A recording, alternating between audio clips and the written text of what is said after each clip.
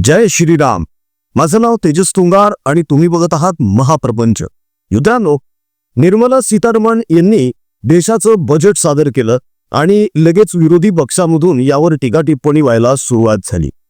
12 लाख रुपयांपर्यंत सामान्य माणसाला, सामान्य जनतेच्या एका कमाई करणाऱ्या व्यक्तीला या टॅक्समधून अझम्पशन देण्यात आलेलं आहे, जे की आधी 8 लाखांपर्यंत होतं. म्हणजे आता 4 लाख वाढीव देण्यात आलेले आहे. 12 लाख रुपयांपर्यंत जर तुमचा वार्षिक इन्कम असेल, तुमचं वार्षिक उत्पन्न असेल, तर तुम्हाला या 12 लाख रुपयांवर टॅक्स भरण्याची गरज नाहीये. खरं तर सर्वसामान्यांसाठी ही खूप आनंदाची गोष्ट आहे. मात्र विरोधक या बजेटवर सुद्धा अत्यंत बेतालपणे बोलायला सुरुवात केलेली आहे, बडबडत आहेत. आणि या सगळ्यांमध्ये उबाठा गट हा मागे कसा राहील, नाही का?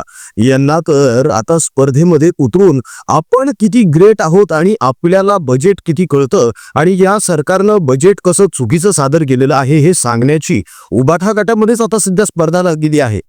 संजय राऊत यांचं म्हणणं असं आहे की निर्मला सीतारमण यांनी जे बजेट सादर केलेलं आहे ते बजेट म्हणजे जनतेला मधाचं बोट लावण्यासारखं आहे. चांगली गोष्ट आहे ना. मध हे शरीरासाठी चांगलं असतं. अहो, मधाचे अनेक फायदे आहेत. याच मधामुळे तुमची शुगर कंट्रोल राहू शकते. याच मधामुळे तुमचं वजन कमी होऊ शकतं. फक्त ते मध वेगवेगळ्या प्रकारे तुम्हाला सेवन करावं लागतं. अर्थात आता हा काही आपल्या आरोग्यशास्त्राचा वर्ग नाहीये, त्यामुळे इथे त्या गोष्टी आम्ही अजिबातच सांगणार नाही. पुढे कधीतरी नंतर जेव्हा वेळ भेटे तेव्हा सविस्तर यावर पोस्ट करून आपण आपल्या वेबसाईटवर टाकूया. तर मधाचं बोट लावलं म्हणे, चांगली गोष्ट आहे. विषाचा प्यायला तरी नाही दिलेला ना. अहो, तुमच्यासारखे जे घोटाळेबाज आहेत, पत्राचाळीचे घोटाळे करणारे, खिचडीचे घोटाळे करणारे, यांना 12 लाखांची अशी काय किंमत असणार आहे? बरं, आता हे विरोधक जे आहेत यांच्यामध्ये आणखी एक मोठा विरोधक सध्या ज्याला मानलं जातंय नरेंद्र मोदी, भारतीय जनता पक्ष यांचा, तो म्हणजे उबाठा, स्वतः उद्धव बाळासाहेब ठाकरे.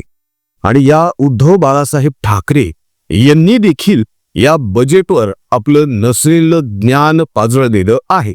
आता कोमटराव यांनी आज काय ज्ञान दिलेलं आहे किंवा काय टीका केलेली आहे ही आपण आता जाणून घेऊया.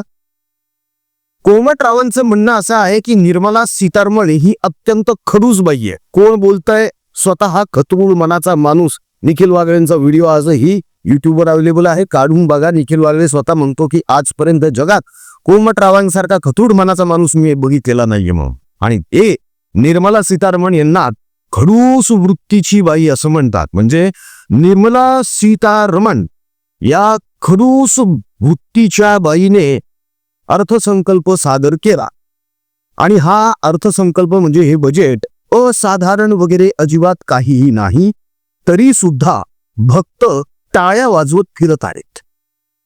अतिशय सामान्य कुवतीच्या एका बाईने अतिशय सामान्य कुवतीच्या सरकारसाठी बनवलेलं हे बजेट आहे आणि हे राजकीय बजेट आहे असं म्हणणं आहे कोमटरावांचं. आता हे म्हणणं सुद्धा यांनी कोमट पाणी पिऊनच केलेलं असणार आहे. हे विधान सुद्धा कोमट पाण्याचाच प्रभाव असणार आहे. आता यांना बजेट मधली नेमकी किती माहिती आहे किंवा यांचं बजेटच्या बाबतीतलं किती ज्ञान आहे हे एकदा आपण तपासून बघूया. जे ज्ञान यांनी स्वतःच गेल्या वर्षी प्रदर्शित केलेलं होतं ते एकदा बघून घेऊया आणि मग या विषयावर आपण परत बोलूया. बघूया कोमटरावांचं बजेटवर किती ज्ञान आहे ते. निर्मला जी, मैं सच कहता हूं, पहले तो मैं ये बजट वगैरह कुछ जानता नहीं था, मेरा सब्जेक्ट ही नहीं है. कुछ साल पहले कोशिश की समझने की, लेकिन जब तक वो समझ में आती थी बात, तब तक आपका नेक्स्ट बजट आ जाता था. तो फिर मैंने क्या किया, क्योंकि एक पार्टी का चीफ हूं, जैसे बजट आ जाता है रिएक्शन तो देनी पड़ती है. तो मैंने शुरुआत की, एक दिन पहले ही रिएक्शन दे दूं. क्या है रिएक्शन? क्या है? निर्मला जी ने बजट पेश किया, आपकी रिएक्शन क्या है? कुछ नहीं, गरीबों को गरीब, अमीरों को अमीर करने वाला बजट, मिडिल क्लास को कुछ मिलने वाला नहीं है, जीडीपी गिरने वाला है. दूसरा क्या है? फिस्कल डिफिसिट, वो दीपकभाई बरोबर आहे की नाही रिएक्शन? निर्मला सीतारमण यांना सामान्य कुवतीची स्त्री म्हणणाऱ्या, सामान्य कुवतीची बाई म्हणणाऱ्या कोमटरावांचं ज्ञान किती अतिसामान्य आहे हे तुमच्या लक्षात आलंच असेल.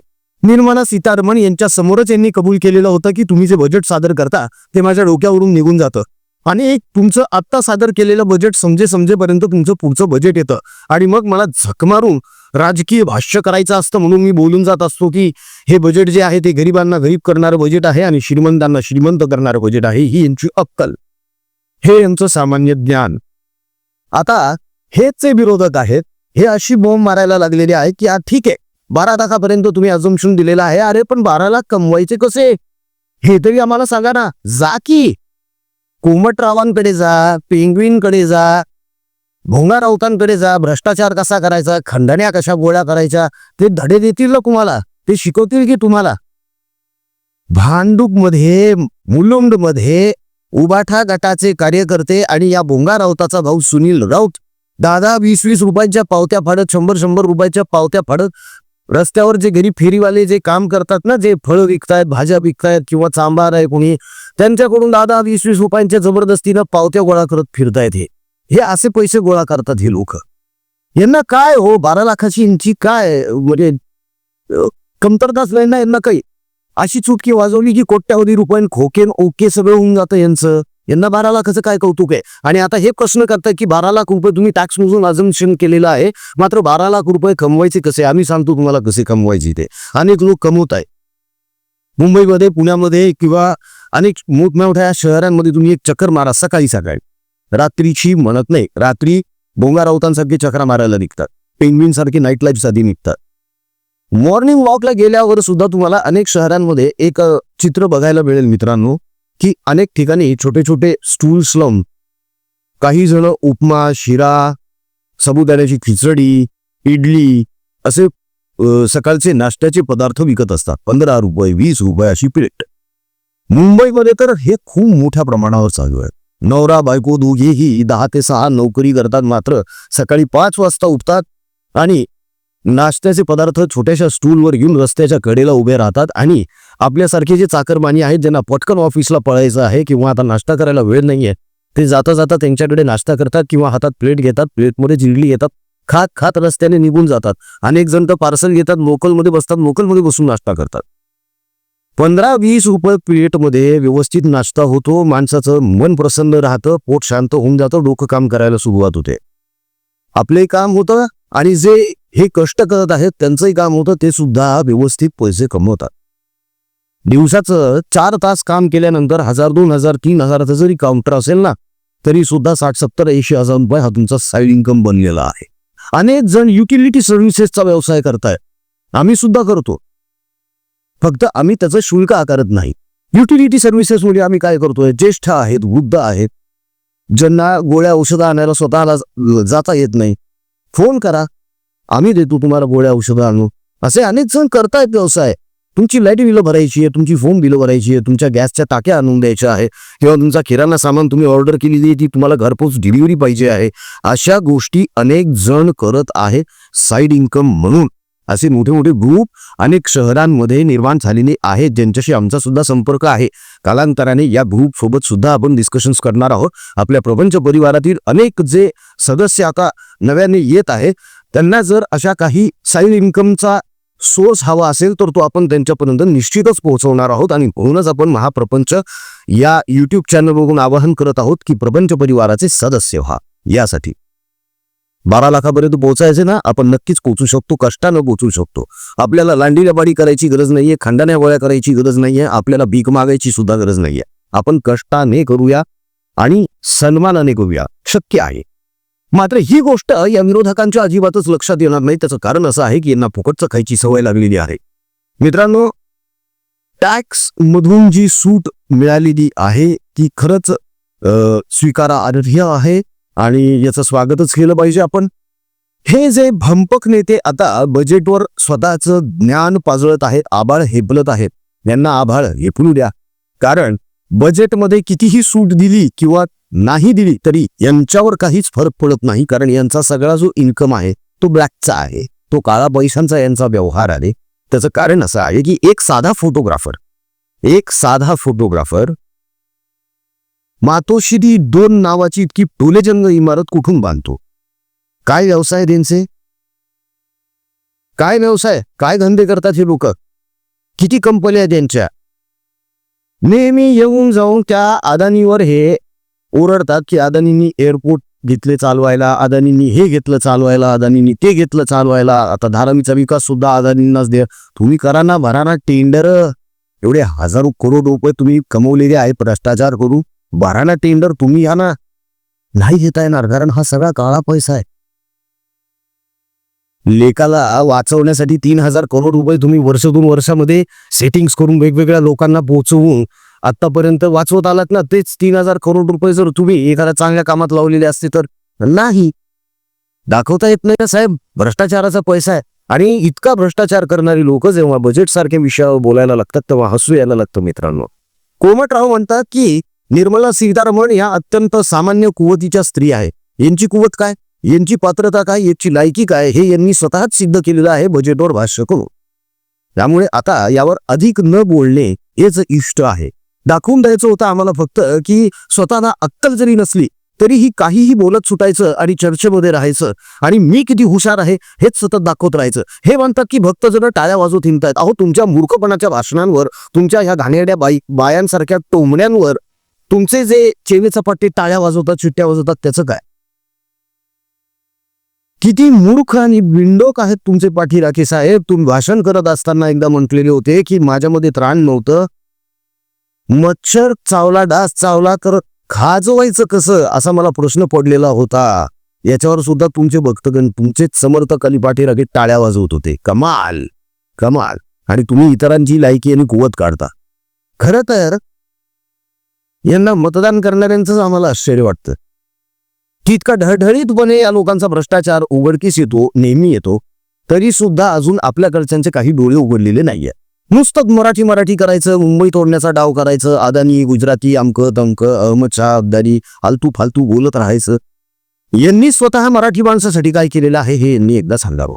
वंदनीय बाळासाहेब ठाकरे यांचा विषय नाहीये. वंदनीय बाळासाहेब ठाकरे यांनी मराठीचा आवाज बुलंद केलेला आहे.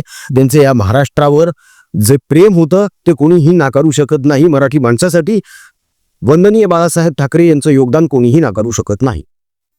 उद्धव ठाकरेचं काय, कोमटरावांचं काय, पेंग्विनचं काय, भोंग्याचं काय, यांनी मराठी माणसासाठी काय केलं? पत्राचाळीतल्या 600 पेक्षा जास्त मराठी कुटुंबांना देशोधडीला लावणारा हा भोंगार होत. यानं तर मराठी अस्मिता या विषयावर अजिबातच बोलू नये. बजेटवर तर ह्या रूपाने अजिबातच बोलू नये, कारण बजेट हा सर्वसामान्यांचा, तुमचा आमचा प्रश्न आहे. ह्या भ्रष्टाचारांचा अजिबातच नाही मित्रांनो, तोताच इतकंच. या व्हिडिओच्या डिस्क्रिप्शन बॉक्समध्ये प्रभू श्रीरामांच्या मूळ पवित्र राम भजनाच्या व्हिडिओची लिंक दिलेली आहे. लिंकला क्लिक करा. प्रभू श्रीरामाचं मूळ पवित्र राम भजनच ऐका. आपल्या पुढच्या पिढीला सुद्धा ते ऐकवा. आपल्या पुढच्या पिढीला आपले संस्कार आपणच द्यायला हवे आहे. इथं कोणीही येणार नाहीये. नाईट लाईफच्या नादाखाली आदित्य ठाकरेंसारखे आपली पिढी बर्बाद करायला निघालेले आले. आलतू फालतू बडबड करायची, लोकांची माथी भडकावायची, यामधून मनोज जरांगे असो किंवा रोहित पवार असो यांच्यासारखे नेते हे एक अख्खी पिढी नासवायला निघालेली आहे. मात्र हे होऊ देऊ नका. सारासार बुद्धीने सगळा विचार करा. विवेक बुद्धी जागू तेव्हा प्रभू श्रीरामांचं नाव घ्या आणि विवेक बुद्धीनेच सगळे निर्णय घ्या. कोणत्याही नेत्याच्या चिथावणीखोर भाषणामध्ये भुलून जाऊन स्वतःचं आणि स्वतःच्या आयुष्याचं नुकसान करून घेऊ नका.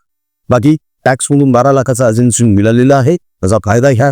जास्तीत जास्त काम करा, जास्तीत जास्त पैसे कमवा, आपल्या कुटुंबाची काळजी घ्या. उत्तरोत्तर आपली जास्तीत जास्त प्रगती आणि विकास साधायला सुरुवात करा. प्रपंच परिवार सक्षमपणे तुमच्या सोबत उभा आहे, तेव्हा अजिबात काळजी करण्याचं कारण नाही मित्रांनो. सदस्य नोंदणी आणि संघटक नोंदणी आपण लवकरच सुरू करत आहोत. त्याचे डिटेल्स आम्ही तुमच्यापर्यंत पोहोचवत आहोत. एक खूप मोठी यंत्रणा आपल्याला राबवायची आहे. या यंत्रणेसाठी आर्थिक सहाय्य, आर्थिक पाठबळ सुद्धा असणं गरजेचं आहे. आपण शासनाकडे भीक मागणार नाही आहोत, कुठल्याही नेत्याकडे आपण भीक मागणार नाही आहोत. आपलं आर्थिक पाठबळ आपण स्वतः जनरेट करणार आहोत. ते कसं करणार आहोत ते सुद्धा आपण डिस्कशन मध्ये घेऊया. पण तुर्तास महाप्रपंच या युट्यूब चॅनलची केवळ 89 रुपयांपासून सुरू होणारी मेंबरशिप आवर्जून घ्या, म्हणजे या मोठी यंत्रणा उभारण्याच्या कार्यामध्ये तुमचा सुद्धा सहभाग असेल. आजचा व्हिडिओ कसा वाटला हे कमेंटमधून कळवायला अजिबात विसरू नका. आमचा कमेंट बॉक्स तुमच्या प्रतिक्रियांसाठी आतुरतेने वाट बघत असतो, तेव्हा पटापट कमेंट्स करायला सुरुवात करा. राजकीय बातम्या, राजकीय घडामोडी, राजकीय अपडेट्स रंगतदार पद्धतीने जाणून घेण्यासाठी बघत रहा महाप्रपंच. पुन्हा भेटूया पुढच्या व्हिडिओमध्ये. जय हिंद, जय महाराष्ट्र, वंदे मातरम, जय शिवराय, जय शंभूराजे, जय भवानी, जय जगदंब, भारत माता की जय, जय श्रीराम.